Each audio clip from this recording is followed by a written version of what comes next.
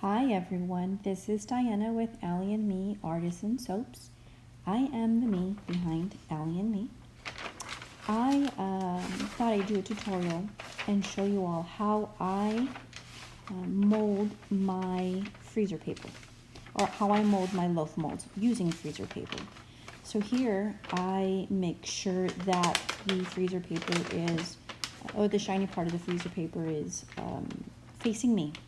So here I'm scoring my freezer paper using the back side of my loaf mold.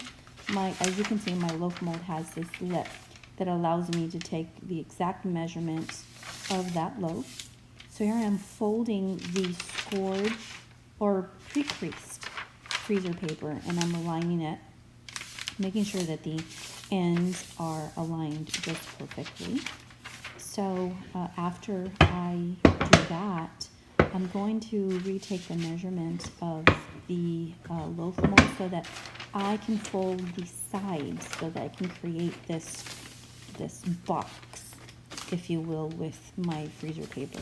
So here I am, I'm scoring the one side of the freezer paper, and I'm bringing it, aligning it so I can crease that on the one side. And then I will take my measurement again one more time to make sure that I have it just perfectly. And I'm scoring with pre-creasing, and I bring it together and I crease that one side. So then what I do is I open my freezer paper and I bring in the two side creases and I bring them together, creating like this triangle. So once I join them, I crease and I flap back. You can either flap back or flap it around the center part. Flap in or flap out. And for this one, I happen to flap it outward and bring it around that one strip there. Again, bringing it together, bring the two sides together, create a triangle, crease it, and flap it either inward or outward. Here I am doing the same thing, bringing the two creases part together, creating that triangle, creasing that, flapping it back, and creasing one more time. Do this one last time, bringing the two creases together, aligning them. Make sure you flap that triangle, crease that, and flap it back. Now, what I'm doing is I'm going to put the freezer paper right inside my mold, and you'll see how it fits just perfectly. Put that in there.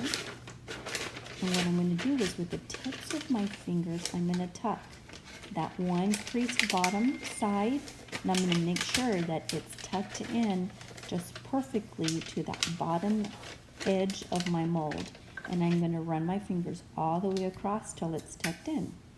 Now what I do is bring the leftover freezer paper and I flap it to the outside of my mold.